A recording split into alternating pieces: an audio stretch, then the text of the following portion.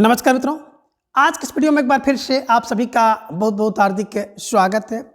आज हम हिंदी साहित्य इतिहास के अंतर्गत निबंध विधा भाग 3 में शुक्ल युग के प्रमुख निबंधकार और उनके निबंधों को अब तक के सबसे आसान ट्रिक की सहायता से याद करने का प्रयास करेंगे। तो जैसा कि स्क्रीन पर आप देख पा रहे हैं शुक्ल युग, और बात करें शुक्ल युग के निबंध की तो आचार्य रामचंद्र शुक्ल जी इसके खुद बहुत बड़े निबंधकार हैं।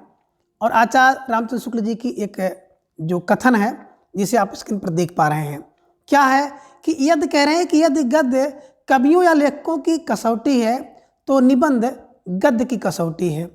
भाषा की पूर्ण शक्ति का विकास निबंधों में ही सबसे अधिक संभव है। देखिए शुक्ल जी का विचार है, कथन है, क्या कथन है कि यदि गद्य कवियों की या लेखकों की कसौटी है तो निबंध जो है गद्य की कसौटी है। तो निबंध क्या है बताए, निबंध तो गद्य की कसौटी है और गद्य कवि या लेखक की कसौटी है। और भाषा की पूर्ण शक्ति का विकास निबंधों में ही सबसे अधिक संभव है। ऐसा कथन किसका है? रामचंद्र शुक्ल जी का कथन है। कभी कभी परीक्षा में पूछ लिया जाता है, इसलिए यह भी जानना हम लोगों के लिए बहुत जरूरी है। तो चले अब आगे हम लोग देखते हैं कि क्या कुछ बातें हैं। आचार्य रामचंद्र शुक्ल जी ने चिंतामणि भाग 1 में लिखा है कि इस पुस्तक में मेरी अंतर यात्रा में पड़ने वाले कुछ प्रदेश हैं। यात्रा के लिए निकलती रही है बुद्धि पर, हृदय को भी साथ लेकर। तो देखिए यहाँ पर थोड़ा सा इन्होंने बताया है कि जो चिंतामणि भाग 1 है जिसका प्रकाशन रामचंद्र शुक्ल जी ने 1939 में किया था, उसी पुस्तक में लिखा गया पुस्तक मेरी अंतर यात्रा में पड़ने वाले कुछ प्रदेश हैं। अंतर यात्रा में पड़ने वाले कुछ प्रदेश हैं और यात्रा के लिए निकलती रही बुद्धि पर, हृदय को भी साथ लेकर, है ना। बस दिमाग में ऐसा रख लीजिएगा कि अंतर यात्रा में पड़ने वाले प्रदेश हैं और यात्रा के लिए निकली हुई बुद्धि पर हृदय को भी साथ लेकर चल रही है। बस हो सकता है परीक्षा में पूछ लिया जाए, ठीक है ना। आगे आचार्य शुक्ल के प्रमुख है निबंध संग्रह, संपादक व उनमें संकलित कौन कौन से निबंध हैं जिन्हें हम लोग ट्रिक की सहायता से याद करेंगे। बात करें निबंध संग्रह, संपादक, वर्ष और संकलित निबंध, तो सबसे पहला जो निबंध संग्रह है वो है चिंतामणि भाग 1। संपादक रामचंद्र शुक्ल जी स्वयं हैं और वर्ष 1939 में। अब 1939 का मतलब क्या हो गया? तीनों। अब तीनों क्या है? तन मन धन, है ना। तो चिंता देखिए भैया, पहली चिंता क्या है? बोले पहली चिंता तो तन मन धन तीनों की है। तीनों की है। किसने बताया? रामचंद्र ने बताया। तो आप बताइए कि राम की पहली चिंता तो यही है कि तन मन धन तीनों नौ, ठीक है ना। अब इसमें कौन कौन से निबंध हैं देखिए। भाव या मनोविकार, उत्साह, श्रद्धा और भक्ति, करुणा, लज्जा और गलानी, लोभ और प्रीति, घृणा, ईर्ष्या, भय, क्रोध। कविता क्या है? भारतेंदु हरिश्चंद्र, तुलसी का भक्ति मार्ग और मानस की धर्म भूमि, काव्य में लोक मंगल की साधना, साधारणीकरण और व्यक्ति वैचित्रवाद, रसात्मक बोध के विविध रूप। तो अब देखिए इन सबको कैसे दिमाग में बैठाया जाए। तो देखिए थोड़ा सा एक क्लू हम लोग बनाएंगे कि चिंता, बोले भैया चिंता, पहली चिंता तो क्या है कि भाव में जो मनोविकार है उसकी चिंता है, यानी कि चिंतामणि में है। दूसरा, हर व्यक्ति को उत्साह की चिंता होती है, पढ़ाई के लिए उत्साह, है ना, लगन, इसकी चिंता भी होनी चाहिए। उसमें उत्साह ही नहीं है, उसमें जोश ही नहीं है तो उत्साह की चिंता होगी। श्रद्धा और भक्ति, है ना, श्रद्धा और भक्ति को की चिंता होनी चाहिए। करुणा की भी चिंता होनी चाहिए, है ना, और लज्जा और ग्लानि की चिंता होनी चाहिए। लोभ और प्रीति की चिंता होनी चाहिए। घृणा की चिंता होनी चाहिए। कोई ईर्ष्या करे तो उसकी चिंता होनी चाहिए। भय है तो भय की तो बहुत चिंता होती है ना। परीक्षा का भय, असफलता का भय, सफलता का भय, पड़ोसी का भय, शत्रु का भय, है ना, तो बड़ी चिंता होती है। क्रोध, कोई व्यक्ति आप बहुत क्रोधी है तो उससे क्रोध की चिंता होती है, कहीं भड़क ना जाए, कहीं क्रोधाग्नि जल ना जाए, है ना, तो क्रोध की चिंता होगी। और कविता क्या है ना, हमें पता नहीं कविता क्या है तो इसकी चिंता है। तो अगर आपको कविता नहीं पता है कविता क्या है तो उसकी भी चिंता होगी, है ना। भारतेंदु हरिश्चंद्र मैंने भारत की चिंता, तो भैया सबसे बड़ी चिंता है ना। तुलसी के भक्त मार्ग की चिंता तैयार करके जाइए, तुलसी का भक्त मार्ग, इसकी चिंता है। और मानस की धर्मभूमि, मन जो है धर्मभूमि पर है तो उसकी भी चिंता है। और काव्य में लोक मंगल की जो साधना है, लोक मंगल के साधना की चिंता होनी चाहिए। काव्य कर रहे हो तो लोक मंगल हो उसमें, और साधना भी देखिए, ठीक है ना। आगे देखिए एक निबंध है साधारणीकरण और व्यक्ति वैचित्रवाद। ये परीक्षा में पूछा जाता है और हम लोग भटक जाते हैं, जबकि शुक्ल जी का ही है। ठीक है ना, तो दिमाग में रख लीजिएगा, शुक्ल जी को चिंता किसकी हो रही है, बोले साधारणीकरण और व्यक्ति वैचित्रवाद की। आगे है रसात्मक बोध के विविध रूप की चिंता, शुक्ल को हो रही है।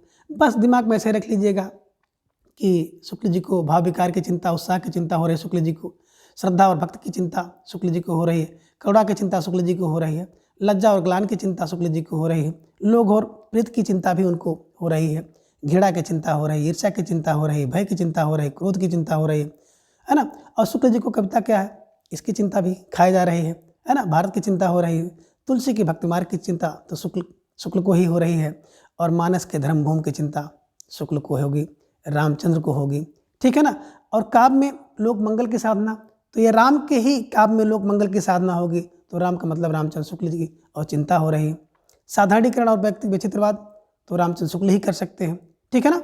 आगे है रसात्मक बोध के विविध रूप की चिंता कौन कर सकता है, तो बताए शुक्ल जी कर सकते हैं। यानी कि रामचंद्र शुक्ल को जोड़ करके आप इनके सभी निबंध को आसानी से याद कर सकते हैं। ठीक है ना। बात देखें, अगला जो निबंध संग्रह है वो चिंतामणि 2 है, भाग 2। संपादक विश्वनाथ मिश्र जी हैं, वर्ष है 1945 में। इसे कैसे दिमाग में बैठाया जाए, तो देखिए दूसरी चिंता किसकी होती है ना। दूसरी चिंता बता रहे हैं भैया, विश्व की होती है। किसकी होती है, विश्व की चिंता। पहली चिंता राम की है, पहली चिंता राम की, यानी कि पहला चिंतामणि भाग 1 रामचंद्र शुक्ल का। और दूसरी चिंता किसकी हो रही है, तो दूसरी चिंता भैया देखिए पूरे विश्व की हो रही है। विश्व की चिंता करनी चाहिए, पहली राम की, दूसरी विश्व की। और कैसे, बोले 45 4-5 है ना, 4-5 घंटे पे, हर 4-5 घंटे पर विश्व की चिंता होनी चाहिए। 4-5 का मतलब जोड़ लीजिएगा कि 4-5 यानी कि 45 में। ठीक है ना। तो कह रहे हैं हर 4-5 घंटे पर क्या करिए, विश्व की चिंता करिए। दूसरी चिंता विश्व की है। अब देखेंगे जब विश्व की चिंता होगी तो विश्व में क्या है। इनका पहला निबंध संग्रह है काव्य और प्रकृति दृश्य, काव्य में रहस्यवाद, काव्य में अभिव्यंजना। तो देखिए जब विश्व है तो विश्व में क्या होगा भैया, विश्व में प्रकृति दृश्य होंगे, तो दूसरी चिंता प्रकृति दृश्य की होगी। विश्व में क्या है, बोले विश्व के काव्य में रहस्यवाद है, तो विश्व के काव्य में रहस्यवाद। और विश्व के काव्य में क्या है, अभिव्यंजना है। तो बस दिमाग में ऐसे रख लीजिएगा कि विश्व के काव्य में प्रकृति दृश्य, उसकी चिंता दूसरी होगी, और विश्व के काव्य में रहस्यवाद भी होगा, और विश्व के काव्य में अभिव्यंजनावाद होगा। तो विश्व का मतलब यहाँ पे विश्वनाथ जी का है। ठीक है ना। और चिंतामणि भाग 2 है, और इनके द्वारा लिखे गए जो निबंध हैं, काव्य में प्रकृति दृश्य, काव्य में रहस्यवाद और काव्य में अभिव्यंजनावाद। थोड़ा सा 2-3 बार देखेंगे, निश्चित रूप से आपको याद हो जाएगा। आगे बता रहे हैं कि तीसरी चिंता यानी कि चिंतामणि भाग 3, तो तीसरी चिंता किसकी होती है, बोले भैया सबको अपने नाम की होती है, कि मेरा नाम खराब ना हो या मेरा नाम हो जाए, है ना। सबको अपने नाम की चिंता होती है। तो नाम से हो गया नामवर सिंह जी, चिंतामणि भाग 3।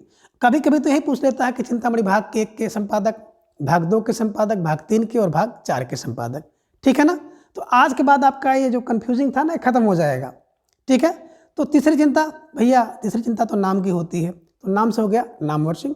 और तीसरी चिंता का मतलब चिंतामणि भाग 3, कब, बोले 83 है ना। तेरे सा नाम, है ना, नाम। बस दिमाग में रख लीजिएगा, तीसरी चिंता नाम की हो रही है। कैसे नाम, बोले तेरे से नाम। एक आपने पिक्चर भी देखी होगी, तेरे नाम, बस चिंता तेरे नाम, तेरे नाम। ठीक है ना। बस जैसे दिमाग में रख लीजिए, आपके दिमाग में जैसे भी बैठ जाए उसको दिमाग में रखिए और अपना एक क्वेश्चन ठीक करिए। ठीक है ना। आगे है चौथी चिंता यानी कि चिंतामणि भाग 4, किसको, कुसुम को हो रही है ओम प्रकाश की। तो कुसुम को ओम प्रकाश की चिंता हो रही है। वर्ष 1902 से लेकर 1939 तक इसका प्रकाशन होता है, और इसमें कुल बता रहे हैं कि 47 यानी कि 47 निबंध जो है संकलित हैं। तो चौथी चिंता कुसुम को ओम प्रकाश की होती है। बस ऐसे दिमाग में रखिएगा, आपके दिमाग में हमेशा के लिए बैठ जाएगा। बोले भैया पहली चिंता तो राम की है, और कैसे, बोले तीनों से है, तन मन धन तीनों से है। तो पहली चिंता माने चिंतामणि भाग 1 रामचंद्र शुक्ल का है। दूसरी चिंता, बोले दूसरी चिंता तो विश्व की होगी, और हर 4-5 घंटे पर, तो दूसरी से हो गया चिंतामणि भाग 2, विश्व से हो जाएगा विश्वनाथ, और हर 4-5 घंटे पर यानी कि 4-5 45 ठीक है ना। और बोले भैया तीसरी चिंता सबको होती है, हमको भी होगी, क्या? बोले नाम की है ना। तेरे से नाम, जैसा तेरा नाम है वैसे मेरा भी नाम हो जाए। तो तीसरी चिंता किसकी हो गई? नाम की हो गई। तो नाम से हो गया नामवर सिंह जी। और चौथी और अंतिम जो चिंता होगी भैया, वो तो कह रहे हैं कुसुम को हो रही है, ओम प्रकाश की चिंता हो रही है। तो कुसुम से हो गया कुसुम चतुर्वेदी, एवं ओम प्रकाश से हो गया ओम प्रकाश सिंह जी। ये दोनों लोगों ने क्या चिंतामणि भाग 4 का संपादन किया था 1902 से 1939 में, 39 तक, ठीक है ना। तो इस प्रकार से आप इन सभी ट्रिक की सहायता से आप इन सभी को जो तथ्य हैं उनको आसानी से याद कर सकते हैं। आगे देखिए कुछ विशेष बातें कही गई हैं जिनमें आचार्य शुक्ल जी ने चिंतामणि भाग 1 का प्रथमतः विचार विधि जो है नाम से सन 1930 में प्रकाशन करवाया था। तो यानी कि चिंतामणि जो भाग 1 आप देखते हैं, सबसे पहले विचार विधि नाम से 1930 में इसका प्रकाशन हुआ था, और 1939 में आपने फिर इसी को चिंतामणि भाग 1 के रूप में देखा। तो ठीक है ना। तो विचार विधि नाम से 1930 में ही शुक्ल जी ने इसका प्रकाशन कर दिया था, पहली चिंता राम जी की, है ना, जो आप तीनों कहते हो, तीनों तन मन से, 39 में। यानी कि 1930 में ही क्या हो गया था, विचार विधि नाम से इसका प्रकाशन हो गया था, ठीक है ना। इसे दिमाग में रखिए, कभी कभी पूछ लेता है कि चिंतामणि को पहले किस नाम से इसका संपादन किया जा चुका है। तो विचार विधि नाम से कब किया गया? 1930 में किया गया। किसने किया था? आचार्य रामचंद्र शुक्ल जी ने किया था, ठीक है ना। चलिए आगे देखिए, कविता क्या है, निबंध है, सर्वप्रथम सरस्वती पत्रिका में 1909 ईस्वी प्रकाशित किया गया। देखिए कविता क्या है ना। जब नई नई कविता होगी तो किसी को नहीं पता होगा कि नई कविता क्या है, नई कविता क्या है किसी को नहीं पता है। सरस्वती पत्रिका में छपी थी, तो कविता क्या है, सरस्वती में छपी, कब? 1909 में छपी थी, ठीक है ना। आगे आचार्य शुक्ल जी के प्रमुख कथन एवं कुछ सूक्त हैं, जो सूक्त कभी कभी परीक्षा में पूछ लिए जाते हैं किसके हैं, ठीक है ना। और ज़्यादातर ये देखा जाए सूक्त तो हायर के लिए बहुत ज़रूरी होता है। जब आप हायर की परीक्षा में बैठेंगे तो निश्चित रूप से ये जो सूक्त हैं ये बहुत मददगार होंगे। कथन और सूक्त तो हायर के लिए बिल्कुल रामबाण होते हैं। और शुक्ल जी कोई ऐसी परीक्षा नहीं हो जहाँ पे इनके कथन, इनके सूक्त ना पूछे जाए, तो इसलिए इसे भी हम लोग लगे हाथ देखते चलते हैं। क्या है, बता रहे हैं कि श्रद्धा और प्रेम का योग, श्रद्धा और प्रेम के योग का नाम भक्ति है ना। किसने कहा? देखो भैया, श्रद्धा और प्रेम किसके लिए? तो भैया हर व्यक्ति जानता है कि श्रद्धा और प्रेम, है ना, और भक्ति, श्रद्धा और प्रेम और भक्ति बोले राम के नाम की होगी। बस दिमाग में रख लीजिएगा, राम के नाम से हो जाएगी, रामचंद्र शुक्ल जी, ठीक है ना। तो श्रद्धा, प्रेम और भक्ति सब राम के नाम। तो राम के नाम का मतलब रामचंद्र शुक्ल जी की ये सूक्ति है। क्या है कि श्रद्धा और प्रेम के योग से भक्ति, श्रद्धा और प्रेम के योग का नाम भक्ति है, ठीक है। आगे बता रहे हैं, श्रद्धा का व्यापार स्थल विस्तृत है, प्रेम का एकांत, अब प्रेम में घनत्व अधिक है और श्रद्धा में विस्तार। तो देखिए यही से पकड़ लीजिए, श्रद्धा का व्यापार कौन विस्तृत है और कौन करेगा? एकांत में करेगा। कौन करेगा? बोले राम जी। राम जी से एकांत में होता है ना, श्रद्धा का व्यापार करेंगे राम जी से तो एकांत में करेंगे। राम से हो गया रामचंद्र शुक्ल जी की। और प्रेम का घनत्व अधिक है, श्रद्धा का विस्तार। तो प्रेम और श्रद्धा दोनों राम जी से करिए।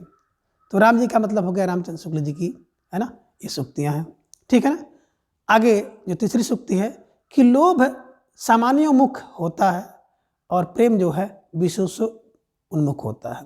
तो लोभ देखिए समान बात है और प्रेम विशेष है ना। यानी कि लोभ देख करके हर व्यक्ति क्या हो जाता है, झुक जाएगा, लालच हो जाता है, लेकिन प्रेम विशेष व्यक्ति से ही होता है।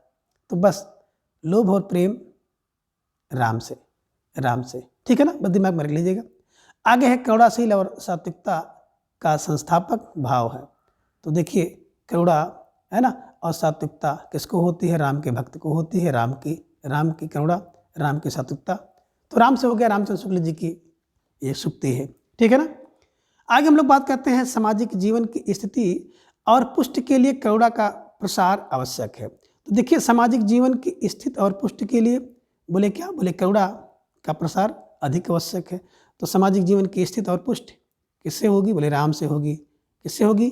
राम से होगी। तो रामचंद्र शुक्ल जी की ये सूक्ति है, ठीक है। आगे है बैर क्रोध का आचार्य मुरब्बा है। कई बार परीक्षा में पूछा गया है कि बैर, और आपने भी प्रवक्ता GIC का जिसने भी पेपर दिया होगा उसमें आया था, क्या आया था कि बैर क्रोध का आचार्य मुरब्बा है। यानी कि जो बैर होता है ना, तो क्रोध बैर को बढ़ाता है, क्रोध करेंगे तो बैर बढ़ेगा। उसी प्रकार से क्या होता है, अचार और मुरब्बा देखे होंगे ना, अगर खाने में डाल दिया जाए तो खाने का स्वाद और टेस्ट बढ़ जाता है, ठीक है ना। तो यानी कि बैर है ना, क्रोध और बैर अचार या मुरब्बा है ना। जैसे क्रोध क्या करता है, बैर को बढ़ा देता है, वैसे अचार या मुरब्बा क्या करता है, भोजन के स्वाद को बढ़ा देता है। थोड़ा दिमाग में रखिएगा, ये कौन कह सकता है, बोले रामचंद्र शुक्ल ही कह सकते हैं, ठीक है ना। आगे चलिए, कह रहे हैं कि यदि प्रेम स्वप्न है तो श्रद्धा जागरण है ना। यदि प्रेम स्वप्न है तो श्रद्धा जागरण है। राम जी ने बताया, यानी कि रामचंद्र शुक्ल जी का कथन है, ठीक है ना। आगे इनका कथन है, जिस प्रकार आत्मा की मुक्तावस्था ज्ञान दशा कहलाती है, उसी प्रकार हृदय की यह मुक्तावस्था रस दशा कहलाती है। हृदय की इसी मुक्त साधना के लिए मनुष्य की वाणी जो शब्द विधान करती आई है उसे कविता कहते हैं। तो कविता क्या बताया इन्हें कि जिस प्रकार आत्मा की मुक्ति अवस्था ज्ञान दशा है, उसी प्रकार से हृदय की मुक्ति अवस्था रस दशा है। तो ज्ञान आत्मा की मुक्त अवस्था ज्ञान है और हृदय की मुक्त अवस्था रस है, रस दशा है। तो हृदय की इसी मुक्त साधना के लिए मनुष्य जो वाणी से शब्द विधान करता है उसे कविता कहते हैं। बस दिमाग में आपके आ जाना चाहिए कि जिस प्रकार आत्मा की मुक्ति अवस्था ज्ञान, हृदय की मुक्ति अवस्था रस, और इसी रस के लिए जो साधना करता है मनुष्य, वाणी का विधान करता है, वही कविता है। किसने कहा, बोले रामचंद्र शुक्ल जी ने कहा, यानी कि रामचंद्र शुक्ल जी का ये कथन है, ठीक है ना। आगे है, गुण प्रत्यक्ष नहीं होता, उसके आश्रय और परिणाम प्रत्यक्ष होते हैं। अनुभवात्मक मन को आकर्षित करने वाले आश्रय और परिणाम हैं, ये गुण नहीं हैं, और ये ही अनुभूति के विषय हैं। तो अनुभूत पर प्रवृत्ति और निवृत्ति निर्भर है।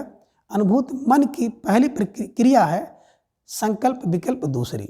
देखिए, जितने भी ट्रिक या क्लू की सहायता से हम लोग पंक्तियाँ सुक्तियाँ याद कर रहे हैं, तो निश्चित रूप से आपके लिए कारगर होगा। बिल्कुल अगर हम आपको एज इट इज दे दें, वैसे के तैसे दे दें, तो फिर कोई इसका मतलब नहीं है। अगर आपको याद ना आए, समझ ना आए, तो फिर मेरी वीडियो बनाने का कोई मतलब नहीं है और आपका पढ़ने का कोई मतलब नहीं है, ठीक है ना। लेकिन निश्चित रूप से अगर आप लगातार जुड़ करके आप अध्ययन करेंगे तो आपकी तैयारी बूस्ट होगी। और जितने भी टॉपिक हमने यूट्यूब पर डाला है आप जाके देखिएगा, सब ट्रिक से है और आसान से आपको याद हो रहा है और काफ़ी लोगों को पसंद भी आ रहा है, ठीक है ना। तो इसको ध्यान में रखिएगा, 4-5-6 बार पढ़िए और स्पीड भगा के पढ़िए, जैसे भी आपको याद हो जाए, ठीक है ना। तो गुण प्रत्यक्ष नहीं होता है, उसके आश्रय और परिणाम प्रत्यक्ष होते हैं। तो गुण प्रत्यक्ष नहीं, आश्रय परिणाम प्रत्यक्ष है। अनुभव मन को आकर्षित करने वाला है, आश्रय और परिणाम ये गुण नहीं है। और अंत में अनुभूत मन की पहली क्रिया संकल्प और विकल्प दूसरी है। संकल्प विकल्प दूसरी कौन कह सकते हैं, बोले भैया तो रामचंद्र शुक्ल ही कह सकते हैं, ठीक है ना।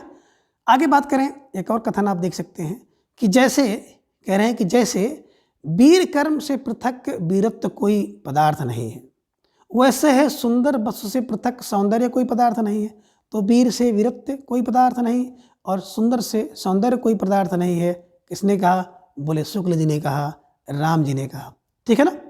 बस अब अगला कथन देखें, क्या है कि लोक में फैली दुख की छाया को हटाने में ब्रह्म की आनंद कला जो शक्तिमय रूप धारण करती है, उसकी भीषणता में अद्भुत मनोहरता, कटुता में भी अपूर्व मधुरता, प्रचंडता में भी गहरी आदता साथ लगी रहती है। तो वृद्धों का यही सामंजस्य कर्म क्षेत्र का सौंदर्य है और जिसकी ओर आकर्षित हुए बिना मनुष्य का हृदय नहीं रह सकता। बस दिमाग में रख लीजिएगा कि वृद्धों का यही सामंजस्य कर्म क्षेत्र है और जिसकी ओर आकर्षित हुए बिना मनुष्य का हृदय नहीं रह सकता है। ये बात रामचंद्र शुक्ल जी ने कही है, ठीक है ना। अब आगे देखिए, शुक्ल युग के कुछ महत्वपूर्ण निबंधकार हैं और उनके निबंध हैं जो परीक्षा में पूछे जाते हैं, उन्हें हम लोग टिक की सहायता से याद करेंगे। जिनमें पहले निबंधकार हैं बाबू गुलाब राय, इनका निबंध है ठलुआ कलब। फिर निराशा क्यों, मेरी असफलताएं, कुछ उथले कुछ गहरे, मेरे मकान, मेरे नापताचार, मेरी दैनिकी एक पृष्ठ, प्रीति भोज, अध्ययन और आस्वाद। और आगे आप देखेंगे कि प्रबंध प्रभाकर और मेरे निबंध। अब इन सबको कैसे दिमाग में रखा जाए, तो भैया आपको एक छोटा सा क्लू निकालना पड़ेगा। यहाँ से ले लेंगे गुलाब। अब देखिए, गुलाब नामक कोई व्यक्ति है जो क्या करता है, ठलुआ क्लब में जाता है ठलुआ कलब में गुलाब क्या हो जाता है, निराश हो जाता है। बस दिमाग में रखिएगा। तो ठलुआ कलब में गुलाब निराश हो जाता है।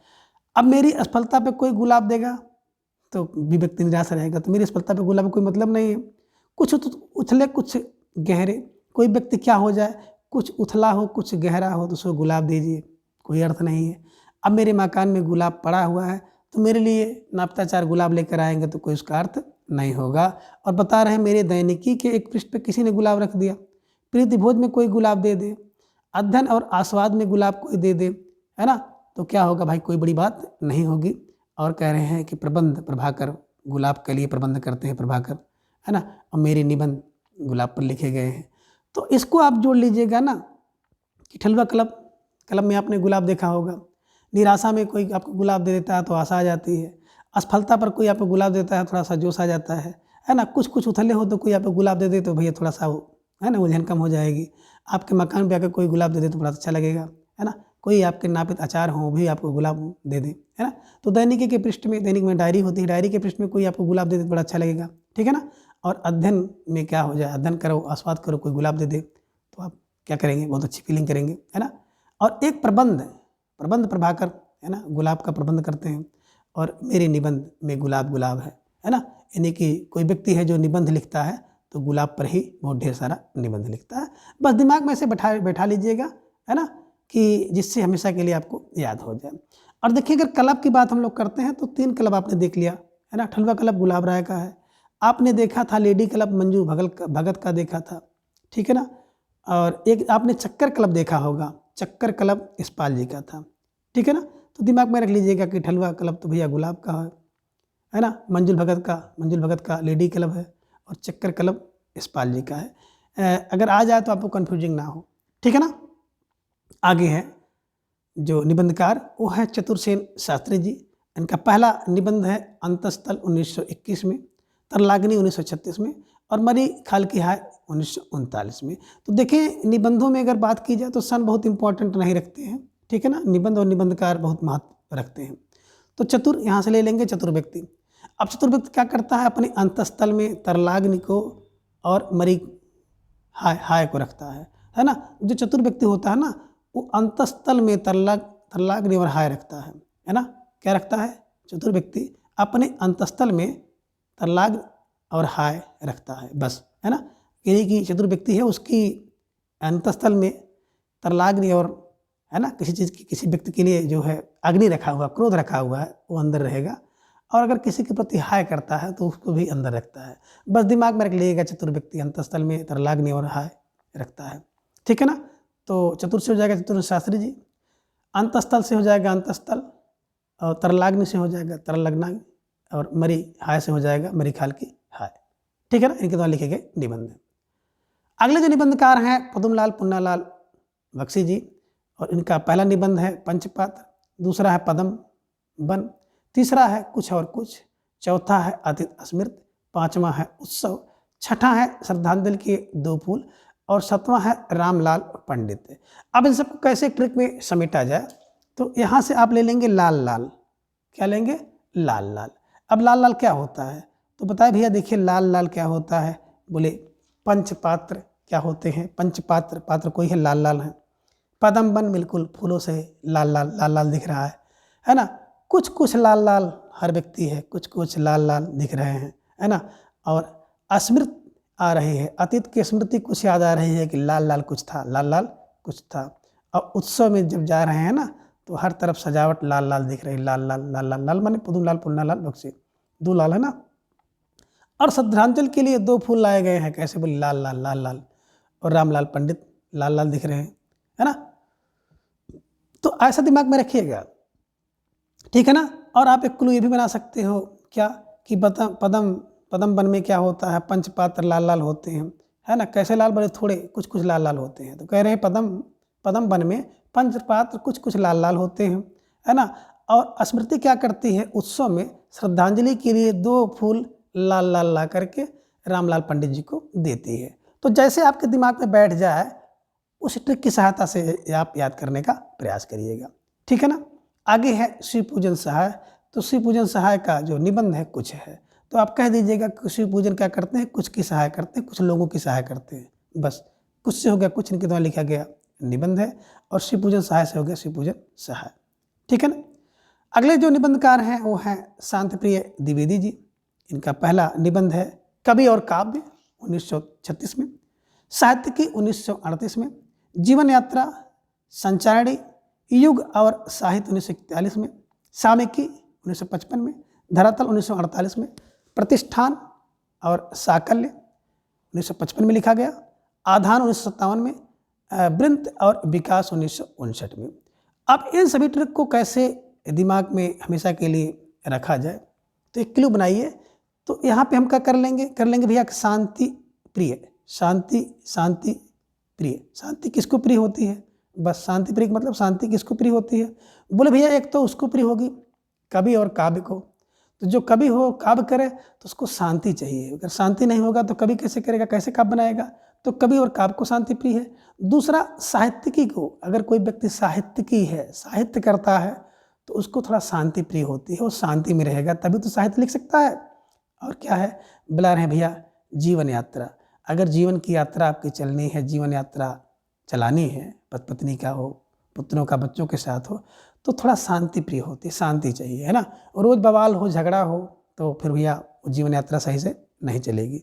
तो जीवन यात्रा में भी शांति प्रिय है। संचारणी, अगर कहीं संचार करना हो, संचार का मतलब होता है आदान प्रदान, कुछ कहना सुनना, तभी आप कहते हो थोड़ा शांति रहो, शांति से, है ना। तो संचारणी, किसी के पास आदान प्रदान करना, संचार करना, बातचीत करनी है, तो उसमें शांति प्रिय होती है, यानी कि शांति प्रिय माहौल में संचारणी संचार करिए। युग और युग साहित्य, देखो युगों युगों से चला आ रहा है कि जो साहित्य है, साहित्य सदैव साहित्य में क्या होता है, शांति प्रिय होती है ना।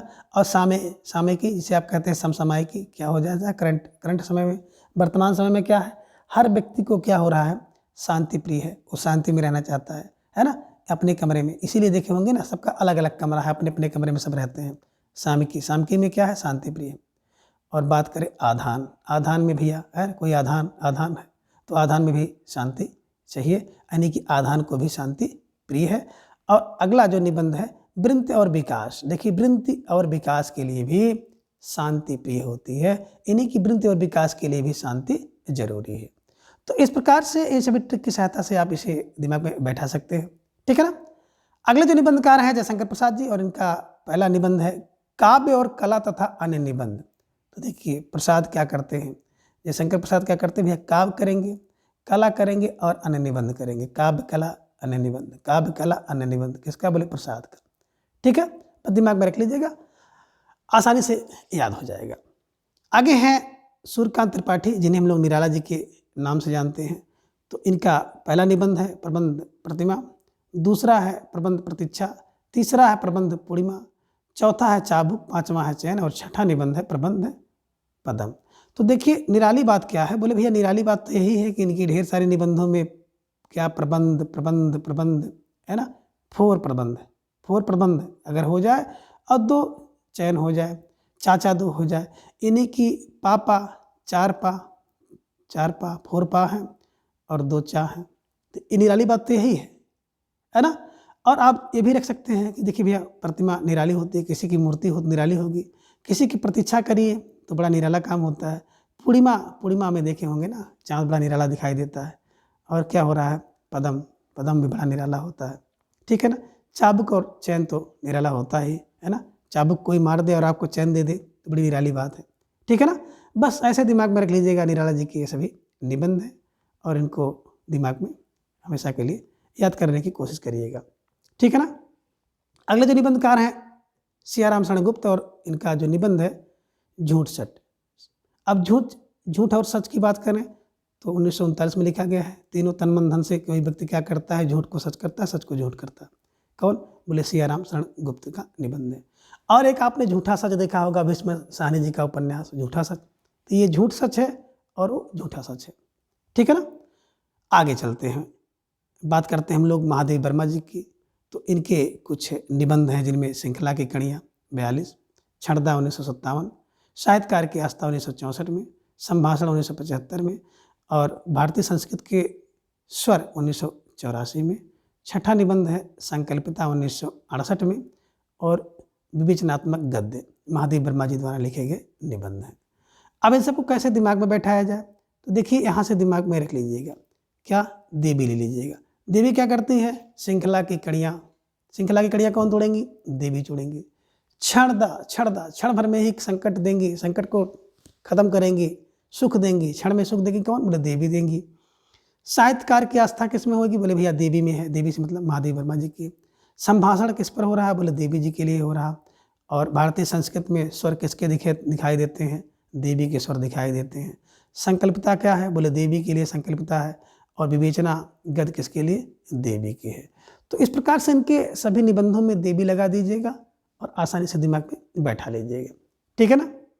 अगले जो निबंधकार हैं हरिभाव उपाध्याय जी, इनका पहला निबंध है स्वागत, दूसरा है मनन, तीसरा है बुद्ध, चौथा है जीवन सिद्ध, और पांचवा है अंतर्ज्योति, छठा है अंतर्बल, और सातवां है सदाचार, आठवां है धर्म और नीति। अब इन सबको कैसे दिमाग में बैठाया जाए, तो हरिभाव का मतलब हरि को भाव है, प्रसन्न है। क्या हरि को भाता है, बोले पहले चित्त तो हरि का स्वागत भाव होता है, पसंद होता है। दूसरा हरि का मनन करेंगे तो हरि का मनन उन्हें पसंद होगा। तीसरा बुद्ध हरि को क्या होता है, बुद्ध पसंद है। चौथा जीवन सिद्ध हो जाए तो हरि को भाता है। अंतर ज्योति जल जाए, अंदर की ज्योति जल जाए तो हरि को भाव होता है। और अंदर से बल आपको मिल जाए तो हरि को भावता है, हरि को पसंद होता है। सदाचार भी हरिभाव को पसंद होता है ना। और धर्म और नीति तो हरिभाव को बहुत पसंद है। बस हरिभाव को जोड़ लीजिएगा, स्वागत, मनन, बुद्ध, जीवन सिद्ध, अंतर्ज्योत, अंतर्बल, सदाचार और धर्मनीति सब किसको पसंद है, बोले हरिभाव को पसंद है। यानी कि हरिभाव उपाध्याय जी के ये सभी निबंध हैं, ठीक है। चलिए आगे देखेंगे, एक बड़े महत्वपूर्ण जो निबंधकार हैं विशंबर नाथ शर्मा। इनका पहला निबंध है दुबे जी की चिट्ठियाँ और दूसरा निबंध है दुबे जी की डायरी। तो देखिए विशंबर क्या करते हैं, बोले विशंबर ने क्या किया, दुबे जी की चिट्ठियाँ और दुबे जी की डायरी दी। दुबे जी को क्या किया विशंबर ने, चिट्ठी और डायरी दी। आप या ये भी कह सकते हैं विशंबर दुबे चिट्ठी और डायरी, है ना। विशंबर दुबे की क्या हो गया, बोले चिट्ठियाँ और डायरी किसकी, बोले विशंबर दुबे की। बस तो विशंबर से हो गया विशंबर नाथ शर्मा कौशिक, और दुबे जी की चिट्ठियाँ और दुबे जी की डायरी इनके द्वारा लिखा गया निबंध है। आगे है जगदीश झा विमल और इनका निबंध है तरंगड़ी। कैसे दिमाग में रखेंगे, तो जगदीश का क्या है, तरंगड़ी, जगदीश का विमल तरंगड़ी किसकी, बोले जगदीश झा की। बस दिमाग में रख लीजिएगा। अगले जो निबंधकार हैं कृष्ण बलदेव वर्मा, इनका पहला निबंध है कबींद्र केशव का उड़छा और बुंदेलखंड पर्यटन। तो देखिए यहाँ पे कर लीजिएगा, कृष्ण क्या करते हैं, केशव का उड़छा देखते हैं और बुंदेलखंड का पर्यटन करते हैं।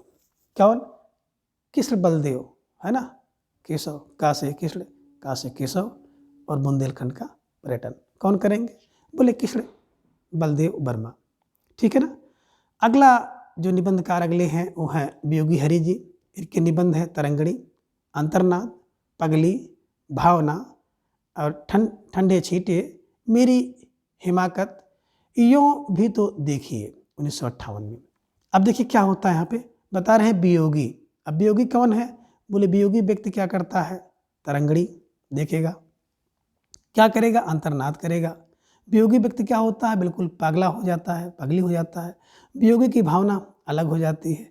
क्या होता है, ठंडे छींटे लेता है वियोगी। अब मेरी हिमायत कौन करेगा, बोले वियोगी करेंगे, हरि करेंगे। और यो भी तो देखिए किसको, बोले वियोगी को, ठीक है ना। और यहाँ से हरि भी ले सकते हैं। हरि क्या करते हैं, तरंग करते हैं, तरंगड़ी हैं, अंतर्नाद करते हैं, है ना, पगली को संभालते हैं। हरि में पगली व्यक्ति हो जाता है। भावना हरि से मिलाइए, ठंडे छींटे, बिल्कुल मुसीबत में ठंडे छींटे का काम हरि करेंगे। मेरी हिमायत कौन करेंगे, भैया हिमाकत तो हरि ही करेंगे। यूँ तो देखिए किसको, बोले हरि को देखिए। तो हरि का मतलब हो गया वियोगी हरि जी का, ठीक है ना। आगे बात हम लोग करें राहुल सांकृत्यायन जी की। तो उन्होंने एक निबंध लिखा है साहित्य निबंधावली। किसका, बोले राहुल का साहित्य निबंध अवली है, ठीक है ना। आगे है पीताम्बर दत्त व्रतवाल मकरंद। तो देखिए पीताम्बर की बात करें, पीता है का, बोले पीता तो भैया मकरंद है। बस पीता क्या है, मकरंद है। यानी कि पीताम्बर दत्त व्रतवाल का क्या है, मकरंद। पीता मकरंद, पीताम्बर मकरंद। मकरंद कैसा होता है, बोले पीताम्बर होता है। बस ठीक है ना। अगले जो निबंधकार हैं वो है डॉक्टर हरिशंकर वर्मा जी। इनका पहला निबंध है पिंजरापोल, दूसरा है चिड़ियाघर, तीसरा है मिस पालसी की आत्मकहानी, चौथा है देवियों का दबदबा और पांचवा है बेकार विद्यालय, छठा है संपादक जंतु। अब इन सबको दिमाग में कैसे बैठाया जाए, तो देखिए बता रहे हैं कि हरिशंकर क्या करते हैं, पिंजरा का पोल कर देते। पोल माने होल कर दिए, तोड़ दिए। कहाँ पहुँच गए, बोले चिड़ियाघर में पहुँच गए। तो क्या करते हैं, वहाँ पे मिस पालसी से मिलते हैं, अपनी आत्मकहानी सुनाते हैं और देवियों के दबदबा से क्या हो जाता है, बेकार पड़े विद्यालय जो है संपादक को दे देते हैं। बस दिमाग में रख लीजिएगा कि हरिशंकर पिंजरा तोड़ते हैं, चिड़ियाघर में जाएंगे हरिशंकर, मिस पालसी से मिलेंगे हरिशंकर, आत्मकहानी हरिशंकर बताएंगे, देवियों का दबदबा हरिशंकर ने बताया, बेकार विद्यालय के बारे में हरिशंकर ने सूचना दी, संपादक को जंतु दिया किसने, बोले हरिशंकर शर्मा। बस दिमाग में ऐसे रखिएगा, याद करने में आपको ढेर सारी आसानी होगी। ठीक है ना। आगे कुछ कथन है कि शिवपूजन सहाय को भाषा का जादूगर कहा जाता है। किसको, बोले देखिए क्या होता है, पूजन पर शिव सहाय होते तो भाषा का जादूगर हो जाता है। और निराला जी ने शिवपूजन सहाय को क्या कहा, हिंदी भूषण कहा। तो आप दिमाग में रख लीजिएगा क्या, कि बोले पूजन के ऊपर शिव ने सहायता किया तो भाषा के जादूगर हो गए, और भाषा का जादूगर हिंदी का भूषण बन गया तो बड़ी निराली बात हो गई। भाषा का जादूगर क्या हो गया, हिंदी का भूषण बन गया तो बात बड़ी निराली हो गई। इन्हीं की निराली से हो जाएगा हिंदी का भूषण। किसने कहा, निराला जी ने कहा। तो इस प्रकार से इन सभी ट्रिक की सहायता से आप इन सभी निबंध और उनके निबंधकारों को आसानी से याद कर सकते हैं। तो आज की इस वीडियो में बस इतना। अगले वीडियो में फिर हम इसके अगले भाग को जानेंगे। तब तक के लिए धन्यवाद, नमस्कार, बाय।